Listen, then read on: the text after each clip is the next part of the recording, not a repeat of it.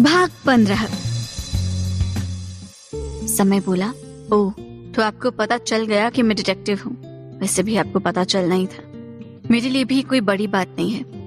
वैसे आयुध बहुत अच्छा इंसान है, आपको मेरी मदद की क्या जरूरत है, वो आपकी मदद कर सकता है। समय ने मुस्कुराते हुए कहा।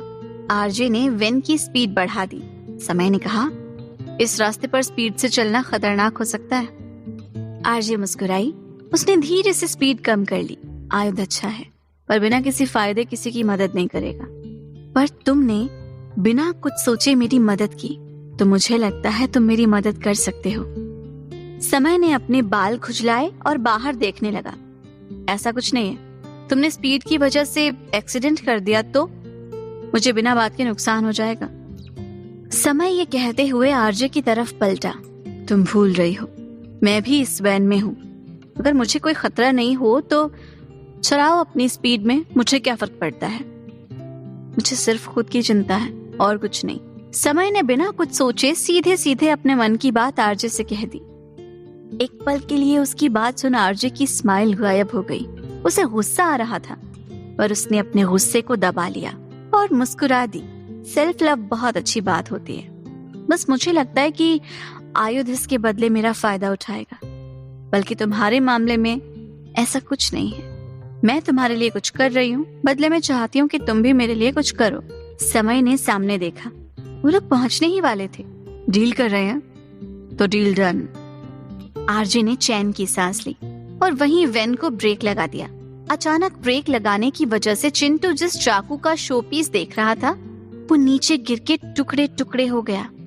सॉन्ग की वजह से किसी को इसके टूटने की आवाज नहीं सुनाई दी, पर आरजे तो आरजे है।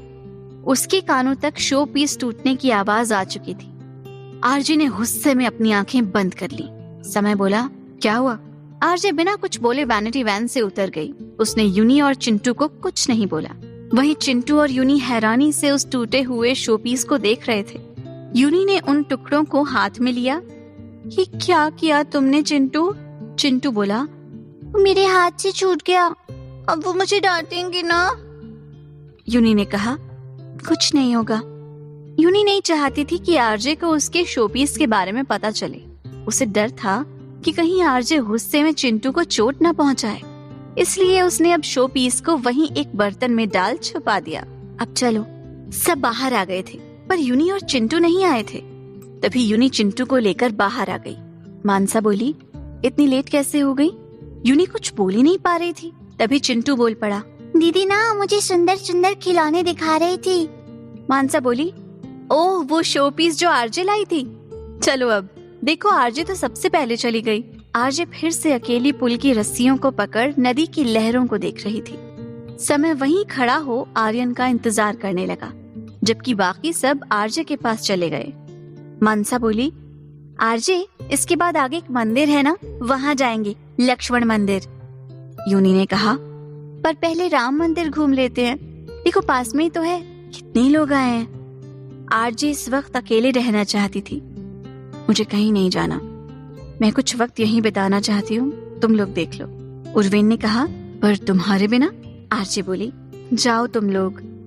आरजे ने उन्हें जबरदस्ती भेज दिया।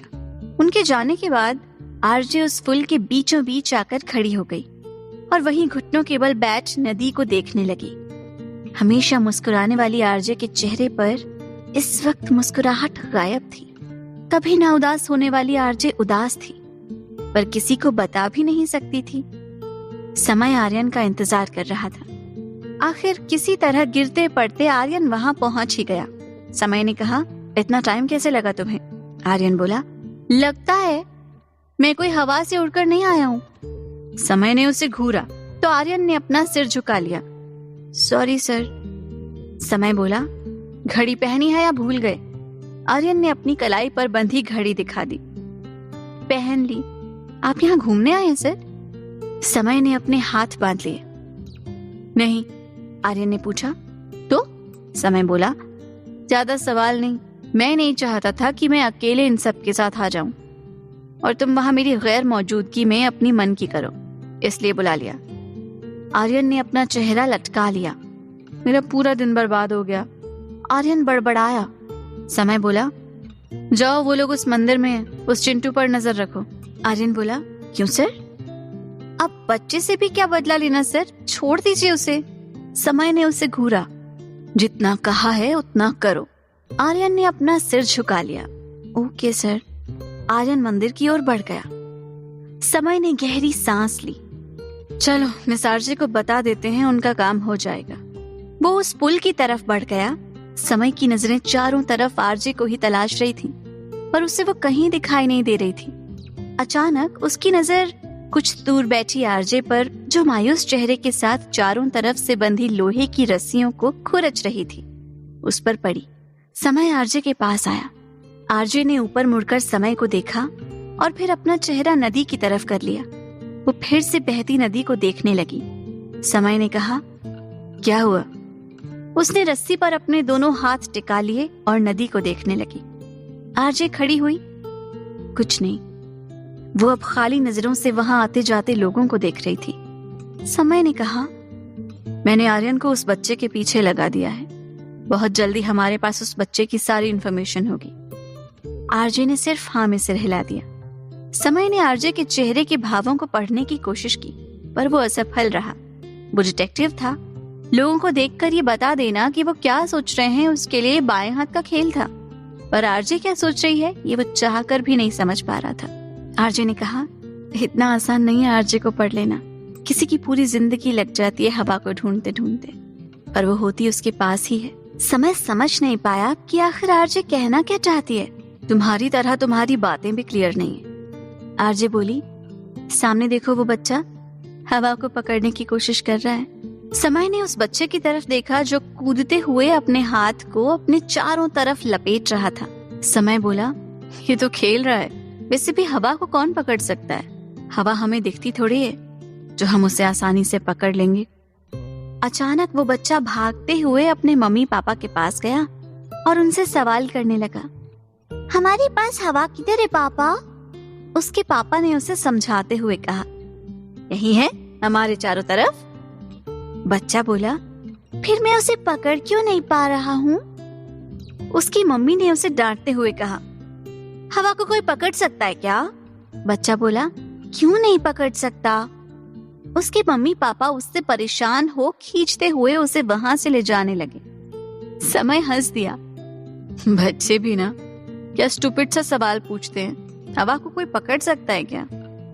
आरजे मुस्कुराई। उसने आवाज दे उस बच्चे के मम्मी पापा को रोका। समय बोला, ये क्या कर रही हो तुम, जाने दो उन्हें। पर आरजे ने उसकी एक न सुनी। वो दौड़कर उनके पास आई। मैं आपके बच्चे को हवा पकड़ के दे सकती हूँ। समय ने अपना सिर पीट लिया। अब अपनी इंसल्ट करवाएगी ये। अच्छा है, इसी बहाने थोड़ी अक्ल तो आ जाएगी। वो देखना चाहता था कि आरजे अब उस बच्चे को हवा कैसे पकड़ कर देगी। वो बच्चा ये सुन खुश हो गया। सच में दीदी? उसके मम्मी पापा ने उसे कोई पागल समझ लिया कि क्या बकवास कर रही हो, ऐसा कोई भला कर सकता है क्या? बच्चे ने अपने मम्मी पापा से रिक्वेस्ट की कि वो उसे आरजे को हवा पकड़ते देखने दें, तो वो दोनों मान गए। आरजे मुस्कुरा दी। वो वहां से जा रहे गुब्बारे वाले को रोककर उससे गुब्बारे लेने लगी। बच्चे के मम्मी पापा को ये पसंद नहीं आया। ऐसे कैसे, ये तो चीटिंग है। उस बच्चे की मम्मी ने अपनी लंबी नाक बीच में घुसाई। आरजे ने तिरछी नजर से उस औरत को देखा और मुस्कुरा दी। उसने गुब्बारे वाले से कुछ खाली गुब्बारे लिए ताकि उनमें हवा भर सके।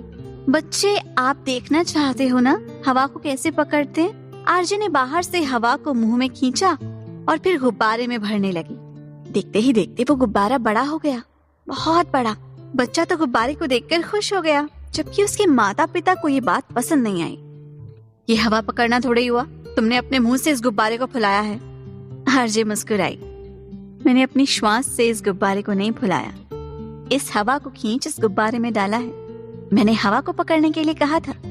मैंने हवा को पकड़ ही नहीं बल्कि उसे इस गुब्बारे में कैद भी कर लिया। बच्चा तालियां बजाने लगा। आरजे ने उसे वो गुब्बारा दिया। उसके माता पिता उस बच्चे के साथ मुंह बनाते हुए चले गए। आरजे वापस समय के पास आ गई, जो उसे देखकर मुस्कुरा रहा था। और कुछ हो ना हो, दिमाग तो है तुम में। It's nice to meet you RJ. इतना कहकर उसने अपना हाथ आरजे की तरफ बढ़ा दिया। आरजे ने कुछ देर तो उस हाथ को देखा। समय को लगा कि वो उससे हाथ नहीं मिलाएगी, तो वो अपना हाथ पीछे लेने लगा। तभी उसके हाथ पर जोर से ताली बजी।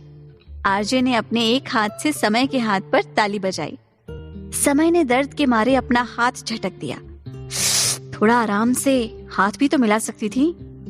आरजे मुस्कुरा उठी। हाथ मिलाना थोड़ा बोरिंग लगता है मुझे, ये अच्छा था। आरजे ने अपने हाथ को देखा जिसने उससे अभी अभी समय के हाथ पर ताली बजाई थी। कमाल है, इंटरेस्टिंग। आरजे मुस्कुराते हुए आगे बढ़ गई। समय ने 2-3 बार अपने हाथ को झटका। लोग मुझे पागल कहते हैं, पर मुझसे भी बड़ी पागल तो यहाँ बैठी है। हाथ था या हथौड़ा, कितना जोर से लगा। समय गुस्से में आरजे को घूर रहा था, जो अब अपनी ही मस्ती में आगे बढ़ चुकी थी। आर्यन चिंटू के ही पीछे था और चिंटू यूनी के साथ खेलते हुए सब देख रहा था। चिंटू की नजरें चारों तरफ थीं। उसे ये भी पता था कि आर्यन काफी देर से उसे ही देख रहा है। आर्यन को समझ नहीं आ रहा था कि आखिर समय ने उसे इतने छोटे बच्चे पर नजर रखने को क्यों कहा। सिमी हमेशा की तरह सबसे अलग खड़ी बोर हो रही थी। उसे अकेले खड़े देखा तो आर्यन उसके पास आ गया। हाय। सिमी खुश हो गई। चलो कोई तो आया उससे बात करने। आर्यन ने कहा, तुम्हारे फ्रेंड्स वहां मस्ती कर रहे हैं और तुम यहाँ खड़ी हो। सिमी का मुंह लटक गया। फ्रेंड्स नहीं है मेरे, मुझसे कोई बात ही नहीं करना चाहता। मैं उनके लिए आउटसाइडर हूँ। सिमी ने उदास होकर कहा।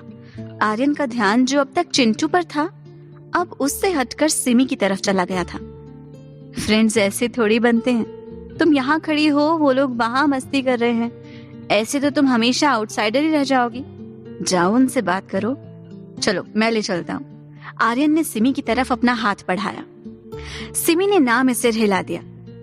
अजीब लगेगा ऐसे, मैं उनके बीच बिन बुलाए मेहमान की तरह घुसूंगी। आर्यन ने कहा, ओके एज यू विश। उसने अपना हाथ पीछे खींच लिया। मैं तो अकेले खड़ा नहीं रह सकता, मैं तो जा रहा हूँ। इतना कहे वो भी उनके साथ शामिल हो गया। एक बार फिर सिमी का चेहरा लटक गया। वो चुपचाप बाहर आ गई और आराम से बैठकर अपने पेरेंट्स से बात करने लगी। बहुत दिनों बाद उसने अपने पेरेंट्स को कॉल किया था। बताने के लिए उसके पास था तो बहुत कुछ, पर वो बताना नहीं चाहती थी। कुछ देर बाद आरजे भी समय के साथ वहां आ गई। एक बार फिर सिमी को अकेला बैठा देख उसे बिल्कुल अच्छा नहीं लगा। समय आर्यन को ढूंढने अंदर चला गया। सिमी ने आरजे को देखा, अपना फोन कट कर उसे अपनी पहनी स्वेटर की जेब में डाल दिया। आरजे तुम। आरजे सिमी के पास बैठ गई। हमेशा अकेली मत बैठा करो, कोशिश तो करो सबसे दोस्ती करने की। आरजे ने सीधे सीधे अपने मन का सवाल किया। सिमी का चेहरा एक बार फिर लटक गया। मैं कोशिश करती हूँ, पर जो लोग मुझसे बात ही नहीं करना चाहते, मैं उनसे फ्रेंडली कैसे हो सकती हूँ। मुझे लगता है मैं आरजे की टीम में होना डिजर्व नहीं करती। मुझे वापस चले जाना चाहिए। आरजे ने सिमी को घूरा। तुम कहीं नहीं जा रही।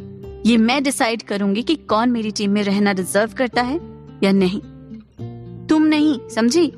सिमी ने कहा, सॉरी आरजे, पर अब मेरा यहाँ मन नहीं लग रहा। मैं वहीं ठीक थी, मेरी फैमिली फ्रेंड्स सब है वहां, पर यहाँ मैं बिल्कुल अकेली। मुझे अब यहाँ नहीं रहना। उसने भी अपने मन की बात आरजे के सामने रख दी। आरजे ने कहा, मैं भी तो हूँ, हम दोनों मस्ती करते हैं। तुम्हें भूख लगी होगी ना? वैसे मुझे सब पसंद है, तुम बताओ तुम्हें क्या पसंद है? आरजे ने उसे कंफर्टेबल करने की कोशिश की। सिमी ने कहा, मुझे समोसे बहुत पसंद है, पर माँ के हाथ के बने आलू के पराठों के आगे समोसे कुछ नहीं। उसका चेहरा एक बार फिर लटक गया।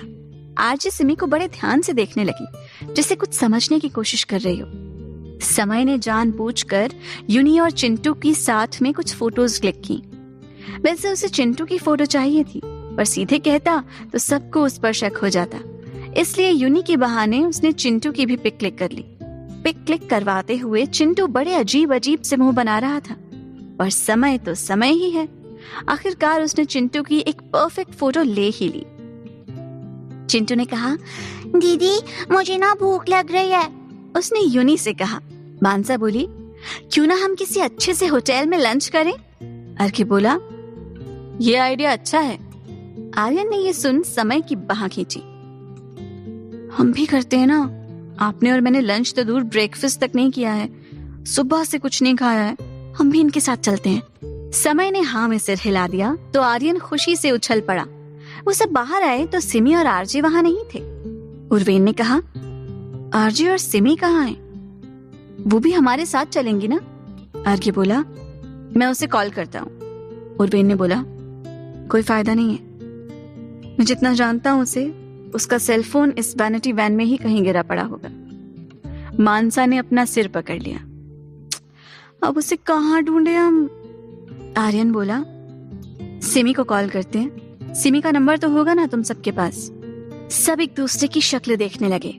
उर्वेन ने कहा, आई थिंक मेरे पास होगा, फर्स्ट टाइम मिला था तब उसका नंबर लिया था मैंने, मुझे क्या पता था इस वक्त जरूरत पड़ जाएगी।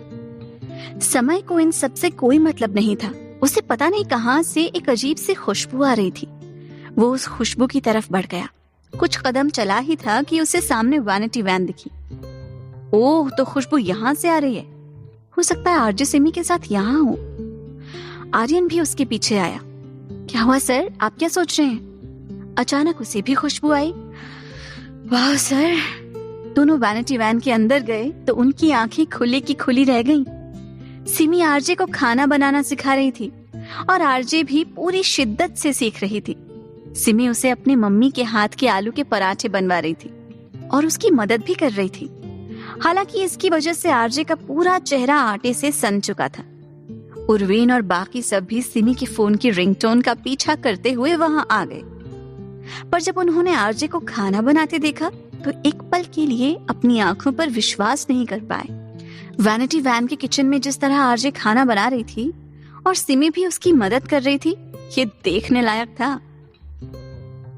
आरजे ने उन सबको घूरा, तुम सब यहाँ क्या कर रहे हो? भीड़ मत करो, निकलो, बाहर निकलो। अर्घ बोला, आरजे तुम सच में खाना बना रही हो या मेरी आंखें कोई सपना देख रही हैं? यूनी बोली, मुझे भी लगता है मैं सपना देख रही हूँ। यूनी ने अपना सिर पकड़कर कहा। आरजे बोली, सपना नहीं है, सिमी मुझे खाना बनाना सिखा रही है, देखना मैं अब तुम लोगों से बहुत अच्छा खाना बनाऊंगी। ये कहते कहते आरजे के चेहरे पर एक बड़ी सी मुस्कान आ गई। ये सुन सिमी मुस्कुरा दी।